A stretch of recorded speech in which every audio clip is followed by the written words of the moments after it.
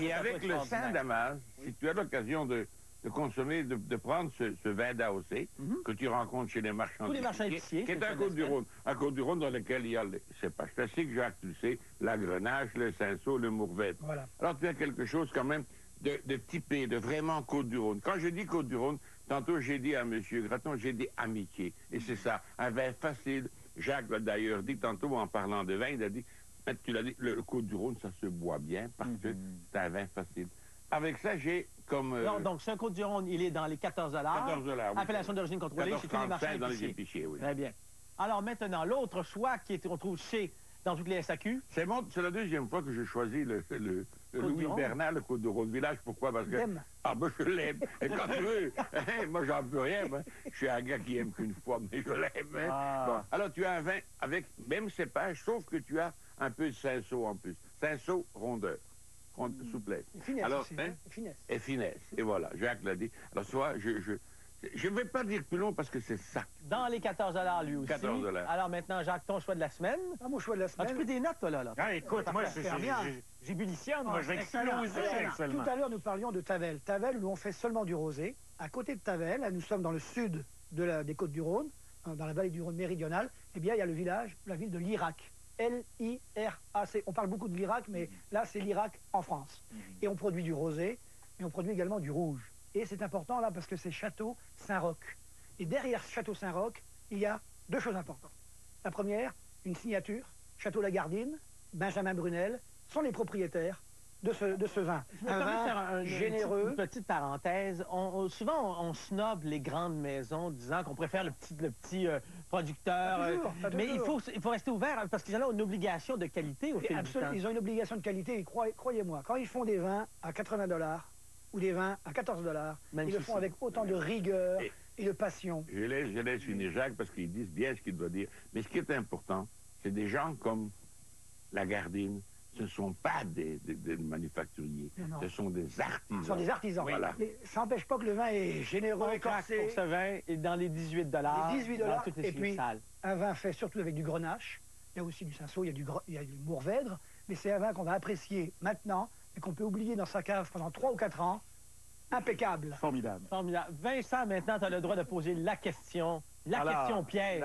Question piège. C'est que je suis de plus en plus, comment dirais-je, sensible à tout ce qui est pesticides et bio. OK? Donc, qu'est-ce que vous sentez, vous autres, par rapport à ce courant-là au niveau du vin? Il y a un courant important, et d'ailleurs, ce Coudoulet de Beaucastel, c'est un vin qui est élaboré à partir de cultures biologiques. Et c'est vrai qu'aujourd'hui, hein, on fréquente régulièrement ces producteurs-là, on partage avec eux. On discute avec eux.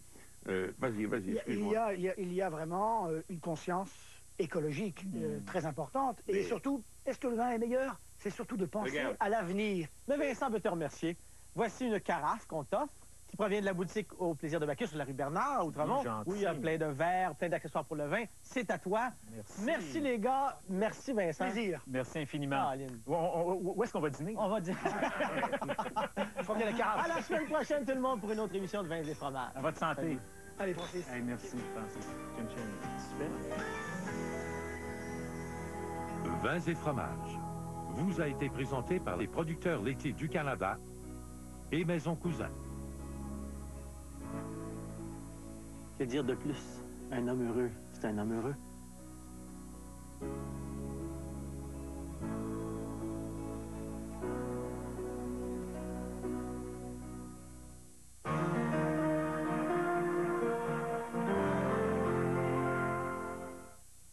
À la suite des inondations survenues à Notre-Dame de Montauban, TVHM vous invite à faire un don en vous rendant à la Caisse des Jardins de votre municipalité. Les sinistrés de Notre-Dame de Montauban ont besoin de vous. Une initiative de Caisse des Jardins en collaboration avec TVHM.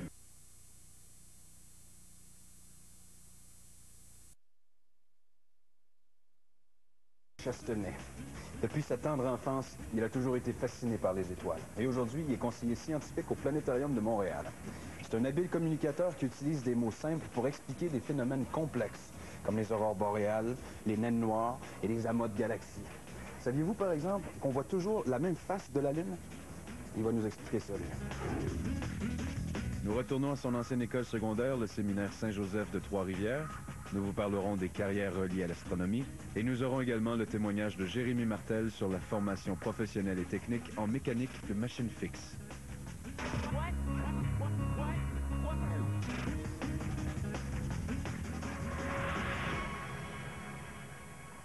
Pierre, qu'est-ce que ça te fait de revenir dans ton école secondaire? Ça me fait beaucoup plaisir. En fait, j'étais venu la première fois en 1994, mais je n'étais pas revenu depuis. Puis là, je constate que l'école s'est modernisée. Il y a des ordinateurs dans les classes, il y a un réseau Internet interne. C'est vraiment très, très bien. Si tu veux, on va revenir sur la portion école un petit peu après la pause. Mais pour l'instant, j'aimerais d'abord me concentrer sur le métier que tu fais.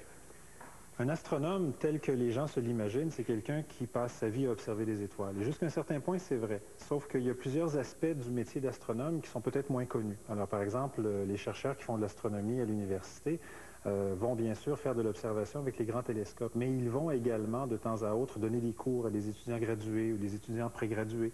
Ils vont aussi faire des demandes de temps d'observation pour obtenir des nuits sur ces grands observatoires.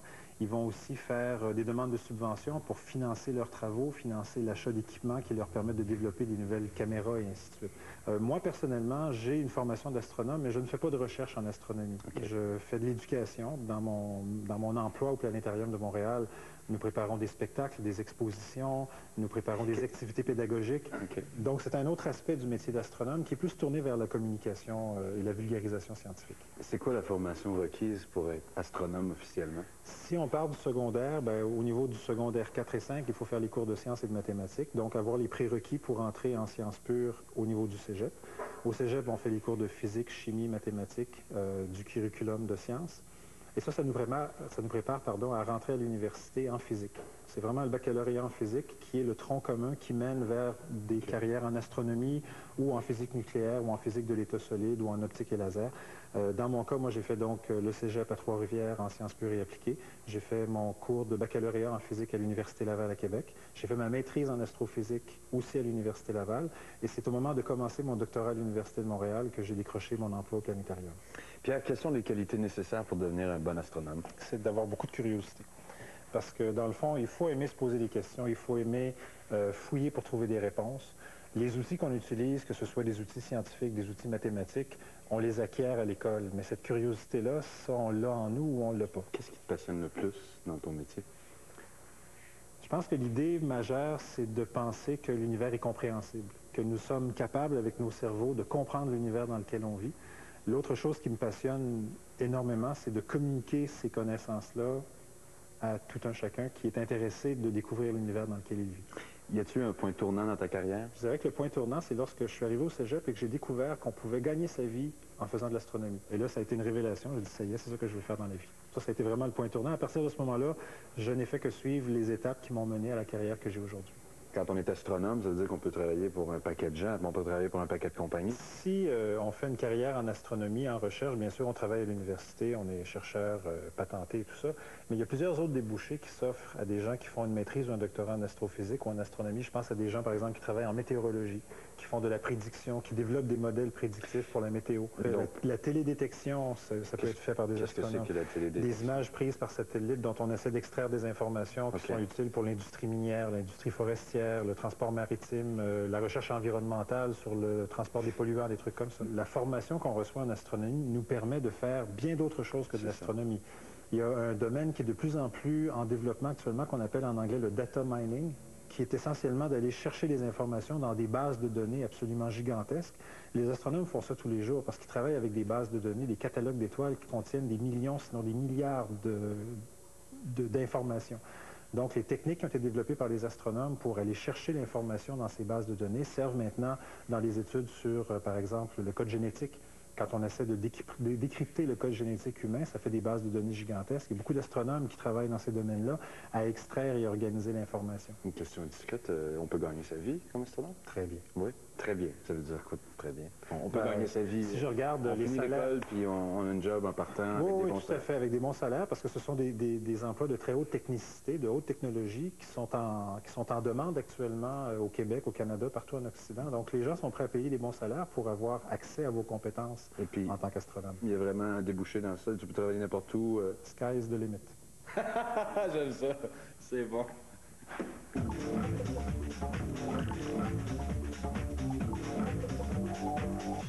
Nous avons tous besoin d'une personne qui nous tende la main, d'une personne en qui nous pouvons avoir confiance, d'une personne qui prenne soin de nous. Pour un instant, imaginez que vous êtes jeune, seul, effrayé, dans la rue. Vous ne cherchez qu'un repas, une personne à qui parler, des vêtements propres et chauds. Vous avez besoin qu'on vous vienne en aide. Depuis maintenant 15 ans, dans la rue, aide les jeunes sans-abri. Ils comptent sur nous. Nous comptons sur vous. Donnez généreusement. Derrière le succès, la détermination, la recherche de la perfection. À chaque match, les Cats sont prêts pour vous. Soyez-y dimanche 11 janvier, 16h. Vos Cats reçoivent Drummondville. C'est la grande vente, un cent.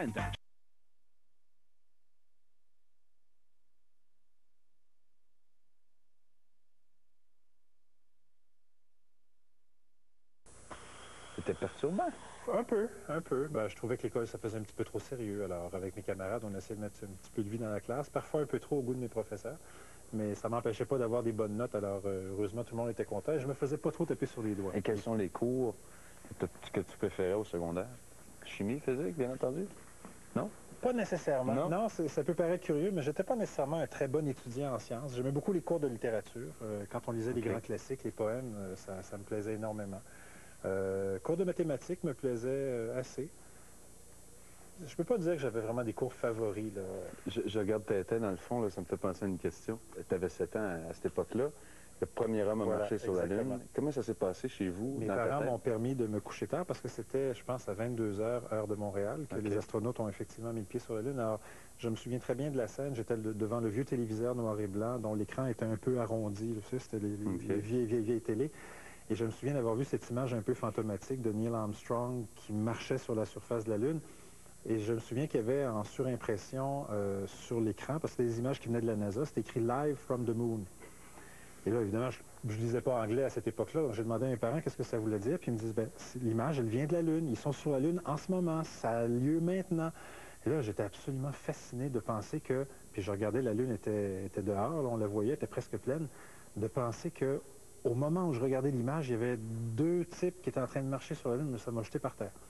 Donc au secondaire, c'était pas vraiment défini ce que tu voulais faire? Non, définitivement pas. Est-ce que tu avais un modèle sur lequel tu pouvais te fier? Tu disais, Mon père était un modèle, certainement, parce que mon père a toujours travaillé très fort, il était très intègre dans son travail, il est arpenteur géomètre, et pour lui, bien servir le client, c'était quelque chose d'extrêmement important, bien faire son travail, être rigoureux, respectueux de tous les règlements qui régissaient sa profession. Alors c'est sûr que ça, c'était un modèle, mais en même temps, la profession ne m'a jamais attiré. Encore à la fin du secondaire, je m'interrogeais beaucoup sur ce que je voulais faire dans la vie, donc c'était pas défini. Quel âge a la Terre? À peu près 5 milliards d'années. Ah oui?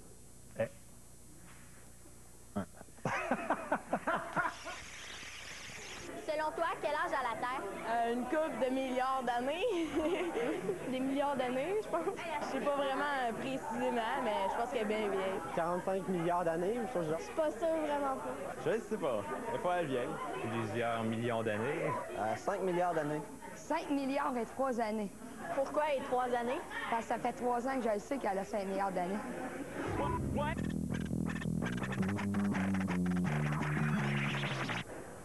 Mon nom, c'est Jérémy. Je suis étudiant ici au pavillon technique depuis l'année passée. J'ai décidé de suivre une formation professionnelle parce que le cégep puis l'université, c'était vraiment pas ma branche. On a commencé à l'année quand les professeurs nous ont expliqué qu'est-ce que c'était, puis ça a vraiment cliqué. C'est surtout valorisant du fait que pratiquement tous les gros édifices à bureaux, les hôpitaux, toutes les grosses industries, s'il n'y a pas de mécanicien de machine fixe, s'il n'y a pas tous ces équipements-là, ça ne fonctionne pas. On appelle ça un petit peu le cœur. Tu vas vérifier le drain, tu vas vérifier les volets, en quelle position ils sont. Sur mon pavillon technique, qui fait partie de la Commission scolaire capitale. Le pavillon ici, on donne plusieurs cours, mécanique de machine fixe, réfrigération, électricité d'entretien. On va avoir aussi des cours d'agents de sécurité. C'est un centre de formation professionnelle et technique. Brièvement, Jérémy, lui, il suit un cours de mécanique de machine fixe. C'est un cours qui se donne sur une durée de 2 ans. Il y a là-dedans 18 semaines qui font en alternance travail-études. Donc, il va aller toucher en mécanique de machine fixe au système de ventilation, au système de chauffage, aux automates programmables, au système de protection incendie, au système de traitement d'eau. C'est ça qu'il va faire ici. Là. Moi, aujourd'hui, je sais qu'est-ce que je vais faire l'année prochaine. Je suis pas mal plus sûr de moi. Je sais où est-ce que je vais m'en aller.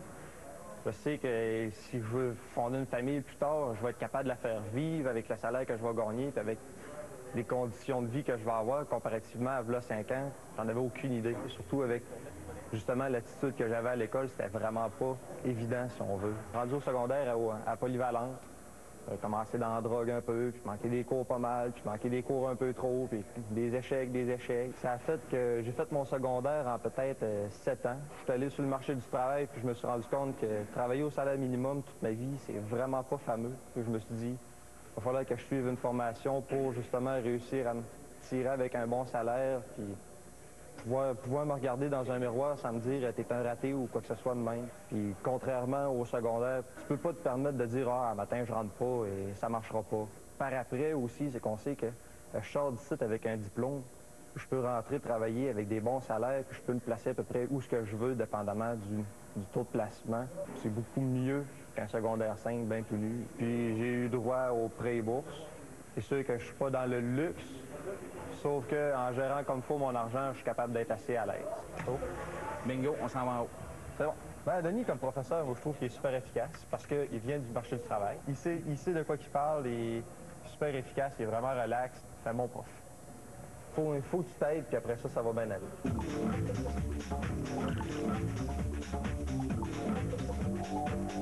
Pour sa saison hivernale, l'Hippodrome de Trois-Rivières vous invite à tous les samedis dès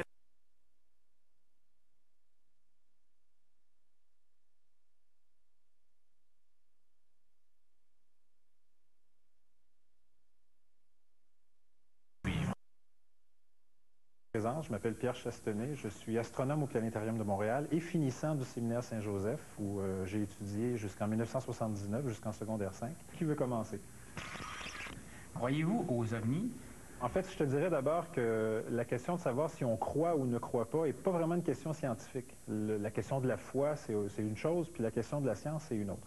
Au niveau des ovnis et des extraterrestres, tout ce que je peux te dire, c'est que depuis 50 ans que les gens prétendent voir des ovnis, personne n'a apporté de preuves concrètes de leur existence. Est-ce que vous croyez que le Soleil va s'éteindre un jour? En fait, je ne le crois pas, je le sais.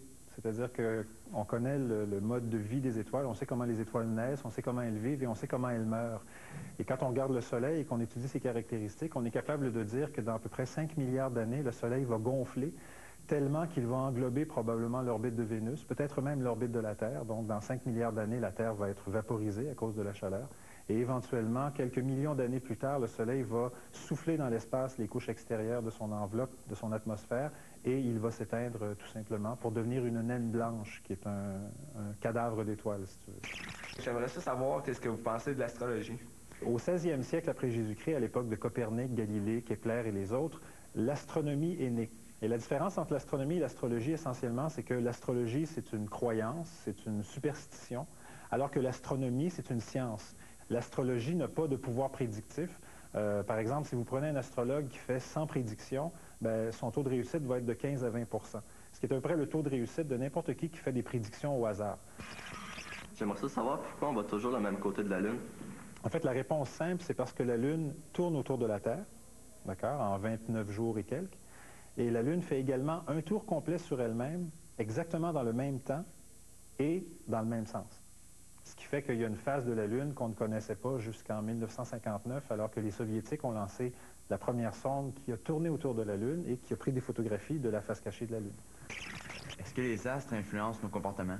Ce qu'on sait, c'est que quand on calcule l'attraction gravitationnelle que, par exemple, Jupiter ou la Lune exerce sur ton corps lorsque tu nais, cette influence-là est des millions de fois moins importante que l'influence du corps de ta mère qui est tout proche, du corps du médecin qui est tout à côté, du bâtiment même de l'hôpital qui est en général une grosse structure en béton. Donc, l'influence gravitationnelle des planètes, elle est absolument infime. J'aimerais savoir, est-ce qu'on connaît d'autres systèmes solaires semblables aux nôtres? On ne connaît pas de système solaire semblable au nôtre et il s'agit simplement qu'on ait des détecteurs plus précis qui vont être construits d'ici les prochaines années pour qu'on soit en mesure de découvrir éventuellement des systèmes planétaires qui ressemblent beaucoup plus aux nôtres. Donc, c'est une question de temps probablement avant que je puisse répondre oui à cette question-là. Est-ce que c'est possible qu'un jour un astéroïde détruise la Terre? C'est pas seulement possible, c'est sûr que ça va arriver. C'est-à-dire qu'on sait que dans l'espace entre les planètes, il y a des débris plus ou moins gros qu'on appelle des astéroïdes ou des météoroïdes lorsqu'ils sont plus petits. Et ces objets-là flottent entre les planètes depuis la formation du système solaire il y a 5 milliards d'années. Donc, c'est une question de temps avant qu'un de ces objets-là vienne nous frapper. Quand la collision va avoir lieu, on ne le sait pas. Quel va être son impact, on ne le sait pas non plus. Si c'est un objet qui mesure 100 mètres de diamètre, ça va être des dégâts locaux, bien sûr, importants, mais pas globaux. Par contre, s'il mesure 1 ou 10 km de diamètre, ça pourrait éradiquer toute la race humaine d'un seul coup. Pierre, notre question Vox Pop, qu'est-ce qu'une aurore boréale? Une aurore boréale, ce sont des particules qui sont émises par le Soleil, qui viennent bombarder le champ magnétique qui entoure la Terre et qui provoquent l'émission de lumière par les gaz qui sont en très, très haute atmosphère autour de notre planète. Donc, c'est essentiellement une tempête magnétique due à l'activité du Soleil autour de la Terre. Qu'est-ce qu'une aurore boréale? C'est des zones électrostatiques, des couleurs qui se forment dans le ciel. Par un champ magnétique, c'est quoi? Des ampoules électriques dans le ciel, des lumières dans le ciel qui apparaissent avec une augmentation de chaleur. C'est le soleil qui reflète sur des glaciers. Je pense que c'est la manière que les rayons ils frappent la Terre au pôle, des rayons soleil qui s'en vont dans l'atmosphère et qui reflètent dans le champ magnétique. Lorsqu'il y a une éruption solaire, le soleil envoie de la matière dans l'univers. La majorité, quand elle se heurte au bouclier magnétique de la Terre, est dispersée. Et compagnie. Alors, nous allons rappeler la marque finale d'abord. Canadien de Montréal 8, Pingouins de Pittsburgh 0. L'arrêt du match. Bon, on va revenir en deuxième.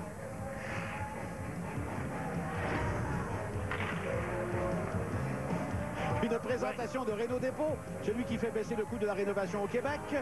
Bon, on va revenir en deuxième période, comme on vous mentionnait.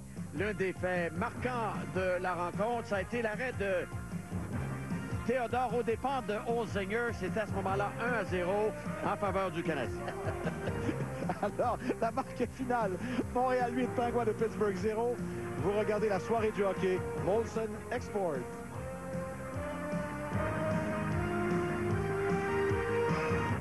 À la brasserie Coors Light, on vous... Je suis en bonne forme, c'est Mais correct. c'est rendu quoi? C'est rendu... Bon, t'as 40 ans, c'est ça? Je vais avoir 40 ans dans même pas un mois. Là, à 40 ans, c'est rendu plus dur, hein?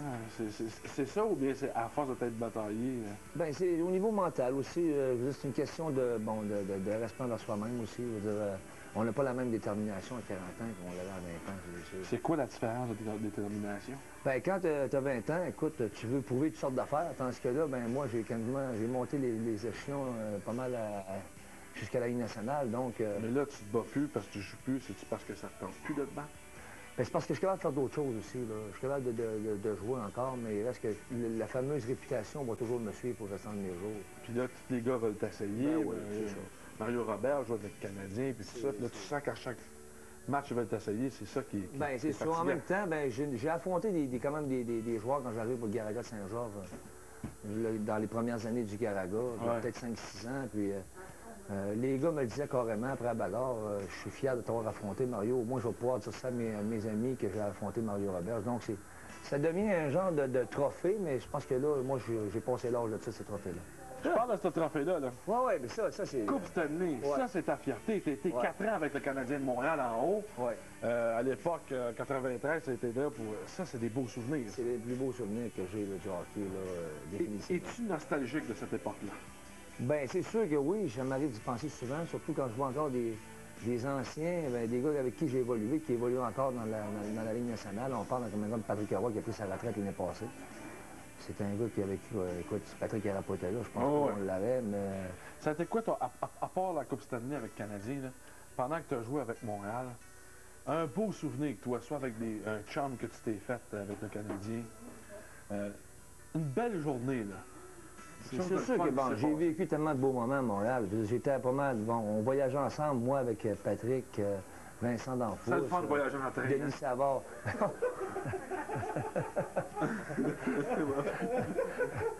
Oui, avec nos chapeaux, hein. Ben oui, Non, il n'y a pas vraiment de... Tout mon séjour à Montréal a été vraiment inoubliable. On voyageait tous les jours avec, comme je t'ai mentionné, Vincent, Patrick, Denis Savard. Stéphane Lebeau. On était tout le temps, une bonne gang de gars, mais on a quand même gardé des contacts ensuite après, mais c'est plus dur avec la famille. Les 10 ans, Le 10e anniversaire. On a fêté le 10e l'été passé. T'étais là? Oui, oh, oui, ça a été... Ça a été mémorable, ça? Ça a été mémorable, oui. Ça a été toute une belle soirée arrosée. Puis ça faisait drôle de voir les gars, là, 10 ans après. Arrosé, qui a apporté une hausse? On s'est arrosé un peu.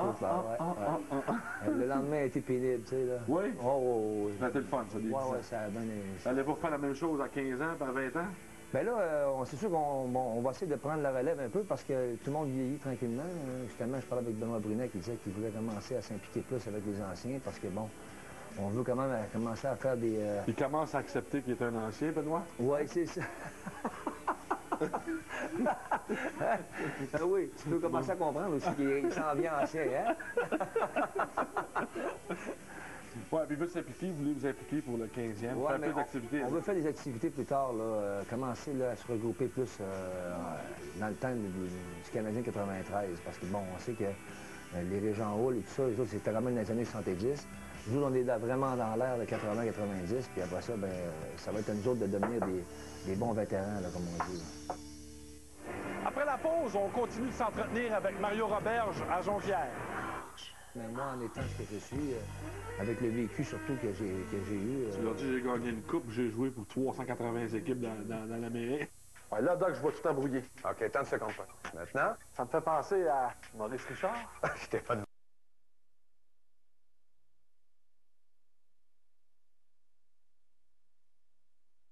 L'Avalanche rend visite aux Blackhawks de Chicago. Et le bulletin Sport 30 vous fait voir les meilleures images des nouvelles du jour. Tout ça à RDS. Matt Armstrong.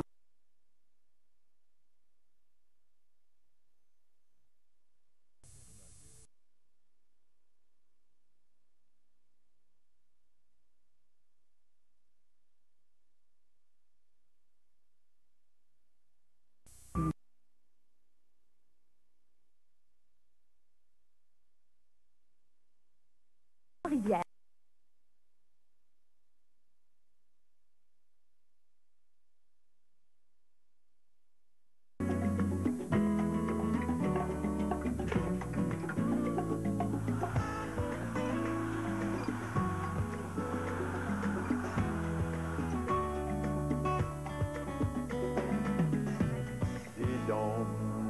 Diable, il est déjà 10h, presque 10h. Vous êtes au Macadam, mesdames, messieurs, c'est la suite. Mais vous dire, c'est le Salon de l'Auto qui démarre aujourd'hui. La semaine prochaine, on va en parler un grand bout de ce Salon de l'Auto avec, entre autres, Bertrand Godin qui va être là, Pierre Michaud. Il y a aussi Peter McLeod qui va être avec nous la semaine prochaine. Bernard Fortin va être à Trip. Ah!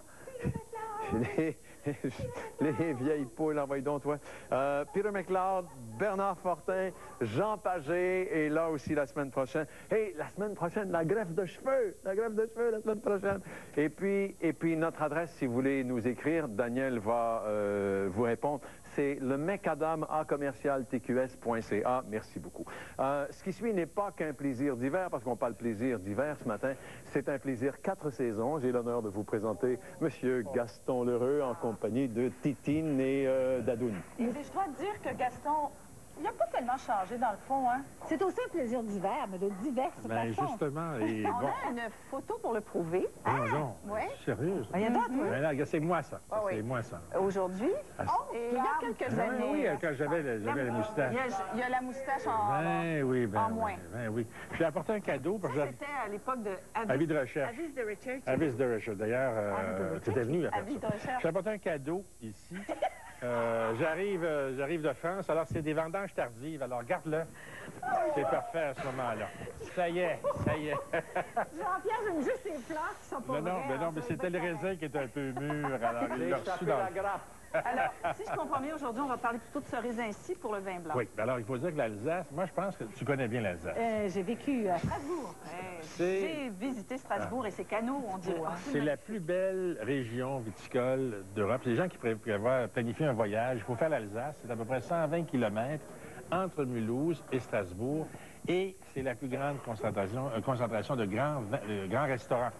Alors, on mange d'une façon extraordinaire. Les flammekueche, la choucroute. Oui. Alors, les flammekueche, moi, c'est... Et il y a des petites villes absolument extraordinaires, comme Riqueville, où est fait ce vin. C'est la plus grande maison d'Alsace, qui est la maison Hugel. C'est un gewürztraminer On va... C'est très abordable comme vin, oui. ça. Alors, c'est un vin qui est dans les 20 $, qui est à la fois un petit peu épicé et qui est très ample. Alors, vous avez des Riesling, des Sylvaner, des Pinot Noirs. C'est avec le vin rouge, le Pinot Noir qu'on fait du vin rouge. Et du Pinot Gris, qu'on appelait Tokai, en même temps. C'est interdit d'appeler... Non, c'est interdit parce que c'est réservé uniquement aux Hongrois. Alors, il y a une législation qui est faite. C'est comme le champagne. Ils ont dit, ça y est, c'est voilà, c'est tout. Ouais. Alors, ce sont des vins qui sont très aromatiques et qu'on va déguster avec des poissons blancs ou même avec des vins chinois. C'est vraiment remarquable. Ça. On ne pense pas donc, ça veut dire que c'est légèrement sucré? Moi, légèrement sucré, mais vous avez des Sancerre aussi qui vont bien. Mais ça, c'est un vin absolument. Avec le foie gras, on peut aussi, quand on a... Oui, c'est le pays du foie gras à ce moment-là. Il faut, à un moment donné, ça vient que ça coûte cher, par exemple, le foie gras. J'arrivais hier de France et un sandwich à Paris avec un Coca-Cola, 55 $. Ben, un sandwich, quoi, jambon, fromage, avec un peu de saumon fumé, avec du fromage, puis un autre produit. Mais ça, t'étais sur les Champs-Élysées. Non. Ça coûte excessivement cher. Il faut dire que l'euro ne nous aide pas. Mais là, écoute, alors, même à 55 $ pour le sandwich. Non, c'est très cher. Pourquoi tu vas l'acheter? Et je fais une parenthèse qui m'a déçu beaucoup. Vous savez que la fameuse pomme frite française qui était célèbre, comme celle de Belgique, est maintenant une congelée. Alors, avec un prénom écossais. Mac quelque chose. Bon, pour revenir à nos moutons. Mac quelque chose, ah oui. Ce vin-là a été primé à Québec. C'est en 2003. Il y a eu un concours, il a été primé. Mais partout, il a gagné des prix en Europe. Et ça vaut vraiment la peine. C'est la découverte que l'on fait de l'Alsace. Il y a une cinquantaine de crus en Alsace. Vous les énumérez, là, ça deviendra assez compliqué avant le cause de la langue, mais Gewürztraminer, ça peut vous servir d'exercice de diction le matin. Et le ça, ton chum, mon beau Gewürztraminer, ou mon Sylvaner, ma belle Riesling. Est-ce qu'il y avait-tu le Liebfraumilch aussi? Non, le Liebfraumilch est allemand. Est allemand. C'est plus mais il faut dire que quand on pense à l'Alsace, il a tellement été envahi, puis par l'Allemagne, après ça, bon, c'est probablement une des régions de France qui a été les plus traumatisées par les invasions. Parlez pas de l'Allemagne à Strasbourg, vous allez en entendre parler. Sauf que les cépages, souvent, vont ressembler à ceux du Rhin ou à ceux de la Moselle. Parce que lorsqu'on se promène sur cette route-là, ce qui est extraordinaire, c'est qu'on peut voir, à un certain moment donné, le Rhin. On peut voir aussi le massif de la Forêt-Noire. Et puis, vous avez les Vosges qui sont d'à côté. Mais il faut parler des villes, des petits villages qui sont vraiment exceptionnels. Alors, tu arrives de là, Gaston? Non, je ne suis pas allé là, mais je parlais aujourd'hui, parce qu'on va en parler au cours de la saison de différents vins d'Alsace. Moi, je vous recommande celui-ci, qui est une initiation, dans le fond, à un vin particulier d'Alsace. Et les gens, c'est ni trop sucré, il est plus épicé que d'autres. On va y goûter, d'ailleurs. Il y a un nez extraordinaire. Quel parfum. Bon, puis on sert ça froid, frais ou froid? Déjà, au départ, c'est un dessert. Qu'est-ce que vous sentez? Tout de suite, c'est un dessert. C'est floral. J'allais dire ça. Très, très, très floral. Et on sent le bois aussi un peu quand même. Oui. Et c'est un vin qui est un peu gras. Quand on parle des jambes du vin, c'est ce qui coule ici. Et quand le vin a des bas culottes, on ne le voit pas. Mais normalement... On le voit là, on le voit. On le voit là. C'est une espèce de petit dépôt qui coule. Attends, il faut attendre que ça se forme. Tu vois, on les voit là. Voilà, on les voit très bien. Attends une minute, comment je pourrais bien faire? On les voit. Ah, voilà, c'est une espèce de larme qui coûte à soi. Et quand la jambe. Et quand vous servez du vin, ça, je pense que c'est de remplir votre vin comme ça. Oui, pas trop dans le vin. Bar à bord, à ce moment-là, non.